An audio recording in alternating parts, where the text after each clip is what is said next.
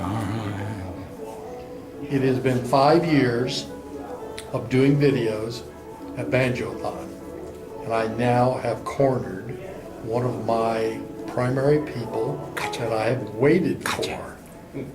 This is Mike Johnson, one of the founding members and the true leaders of Banjothon.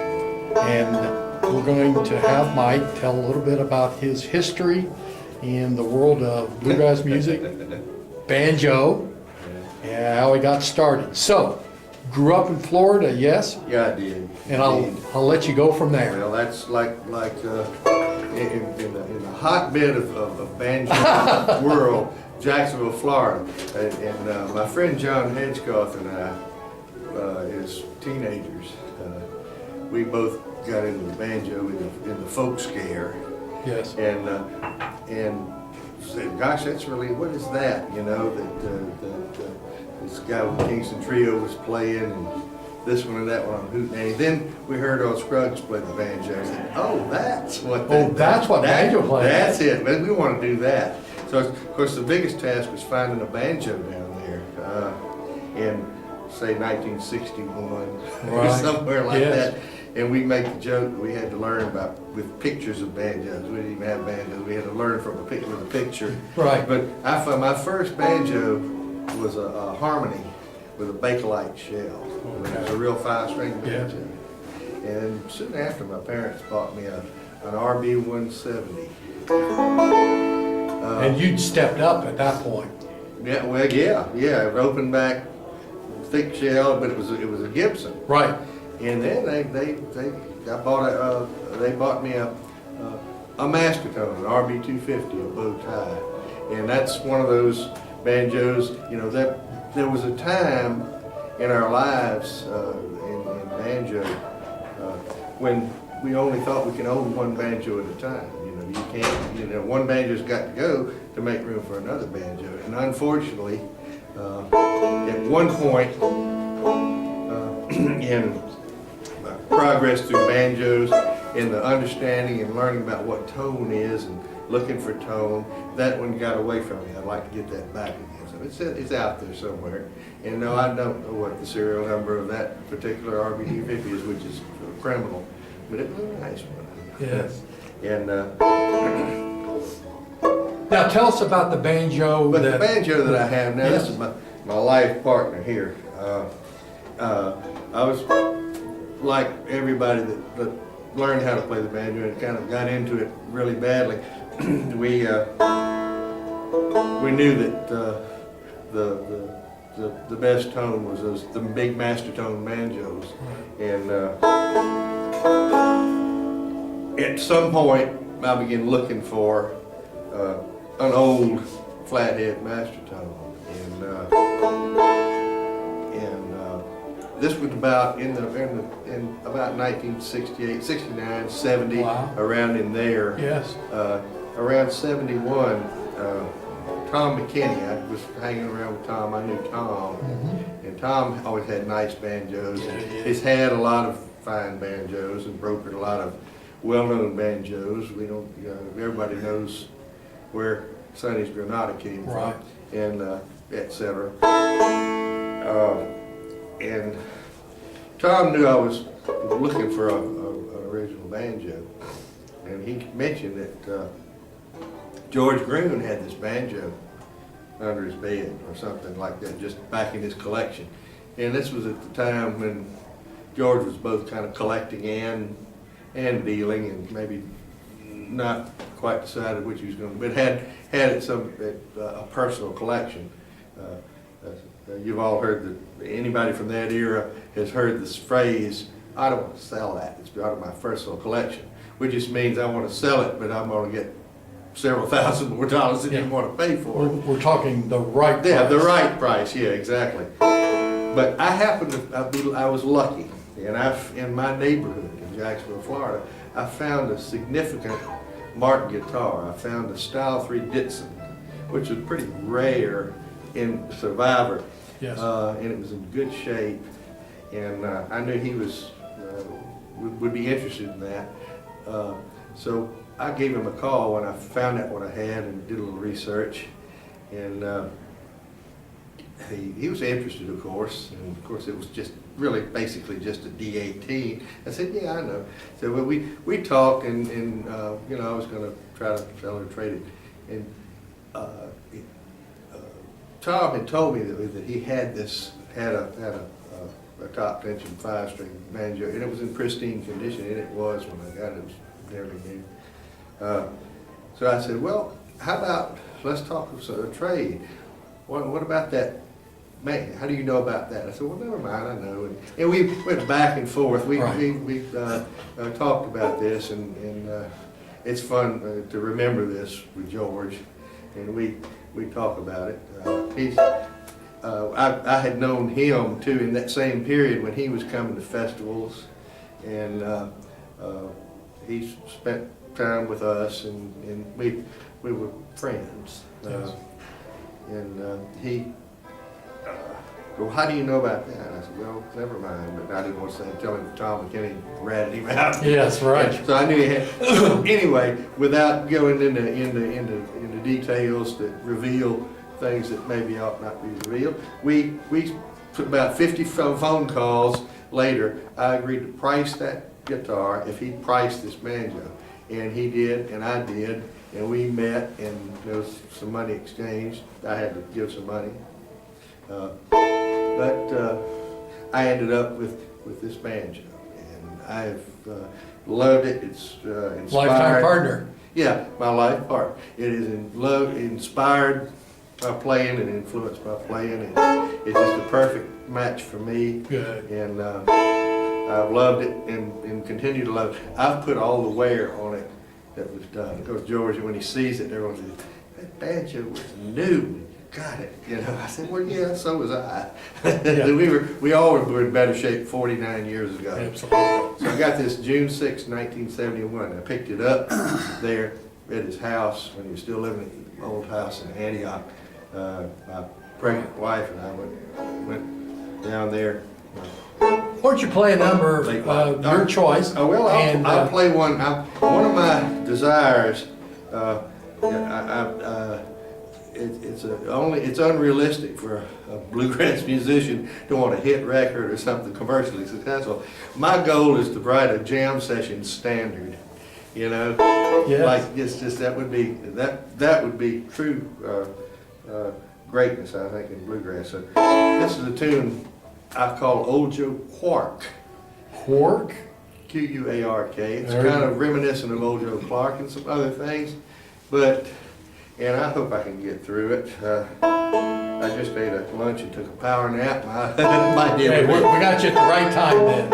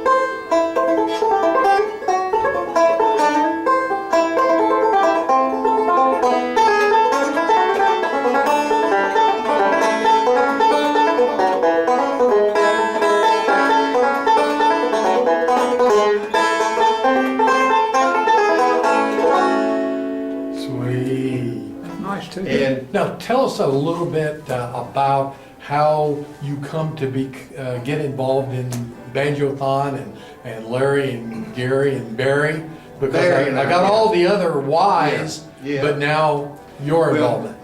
Barry and I are old friends. I'm older than Barry is. I've known Barry since he was a child. Really? And but we were both young. Yes. So it wasn't like I'm a old man and we were just at different ends of a spectrum of youth, and we're both intensely interested in the banjo. And I ran into Barry in North Georgia. I would go Hiawassee in Towns County to visit my grandparents. That was a big part of my musical development. I was exposed to some really good players and played with and jammed with guys like the Ron and Don Norman at the Hiawassee Georgia Mountain Fair. It was a hotbed. Randall Collins and Curtis Blackwell, Right. Al Osteen, tremendous influence.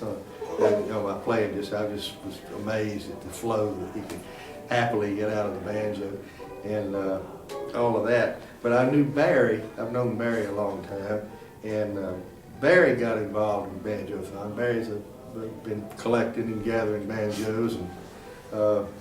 Another top tension owner. Yeah. Yeah. Well, I got one, and then he had to get one too. And, I wondered if you influenced him. He'll tell you that. Yes. It's not for me to say, but that's for him to say, and he does say it.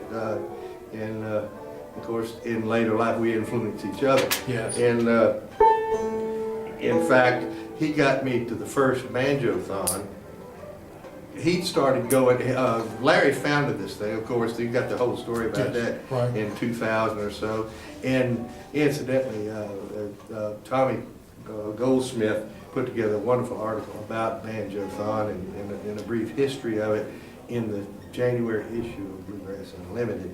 And Yes. I hope that people will keep on supporting that magazine that Right. meant so much to us for 50 years now. Yes. See, I'm dismayed to find quite a number of people, I'll let my subscription last, but I mean to do that. I said, well, do it. Yes. But anyway, that aside. Like you said, it's a great article. Yeah, and he got it right. But I got involved in Banjothon about 2005. I went to the first one that I'd gone to, and Barry was involved in it. And then he got more involved in it. Of course, I got involved to help him help Larry. Larry, it got sort of bigger, and it's a logistic, it's feat to accomplish. Yes. And it's evolved and grown. It's kind of got a life of its own. It's in the world where the term unique is overused. It is a unique. It is. Event. Absolutely. There's really nothing quite like it. Nothing like it. And truly unique. And it's a wonderful opportunity to be a part of something that's unique. Yes. And that's the reason we try to do these videos, I know, this to is share it with other Exactly, people and that's the purpose. who don't. I want people to understand about that. It's people think, these old snooty banjo owners, they've got their nose up. That's not everybody's the we same. just love these banjos. Absolutely. It's all about the banjos. Everybody's the same. And of course, the camaraderie and the fellowship that's grown with it, and the friendships. Yes. That's a big part of it too. So it's all this big, growing Yes. thing that Banjothon is part family reunion, part living museum, part trading post. Yes. lots of deals and passing of these important custodianship of Yes. these instruments Caretakers. is going to happen, because that's what we are, and we realize this. And some of these younger players that play such amazing music, these banjos, we don't need to, us gray we don't need to be buried with these things, not to be morose or anything. Right. Hopefully they'll go to the people who love them and play them and work them to death like we did, and understand why that sound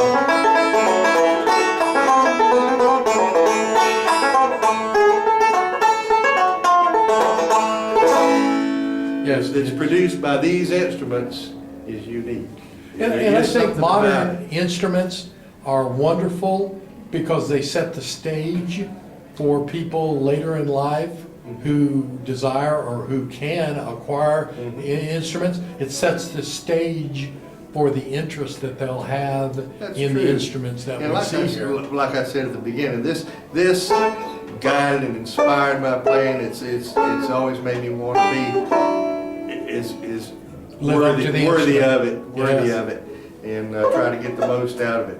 But as Larry was looking to have some help to to sort of take some of this over, because it's, well, you know. Well, it's a formidable task. Yeah, he says, well, I'm not getting any younger. He said, I want to turn this over to some younger guys. And I said, well, we want, you need to be, you're the godfather as long as you Yes. will be, but we'll try to Do the heavy lifting. Yeah, Right.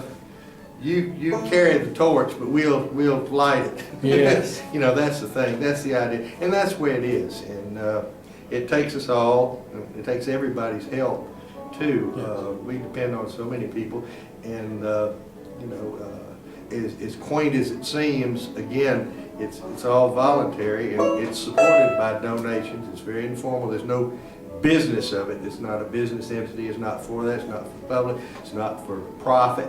It's for it belongs to everybody. Yes. that comes.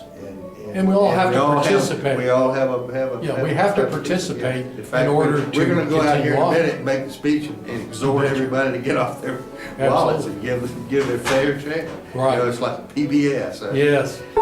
Yeah. I went through it's- that in Jacksonville in my career. I had a radio program, and I did not do much, didn't get out into festivals and things like that much after '74. I was lucky enough to form a band. I played with my mother and a good friend of ours, Glenn Smith. We had a trio. We could work as a trio. Yes. Because he was such a solid player. She was a great bass player. And for bigger jobs, we could always add pieces. You know, we Sure. could have everything from three. But that we had a core group, and we kind of became the go-to group for bluegrass in the Jacksonville, North Florida area. Right. From about early '70s up through about 2000. We ran that band for about 30 years, but I did never. I went to the first IBMA that I ever went to in 2006. I think what's interesting, if people are interested, go to your Facebook page, and the pictures that you have help chronicle very well Facebook is a wonderful thing. your history, because you see the pictures of you when you were younger and with your mother. Try to do. Yeah, I know. She just passed away this last year. Oh, did she really? Yeah, Okay. in July, and a lot of people knew her. A lot of the Right. guys we picked with and all that. She was, Hey, take us out with another song. well, just something. Sure.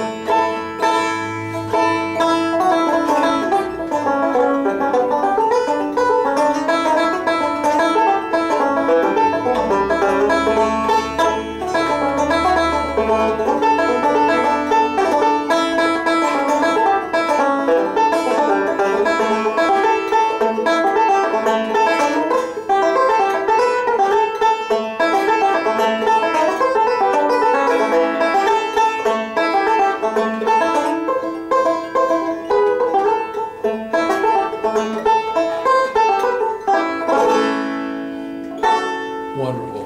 Thanks, Mike. Thank you.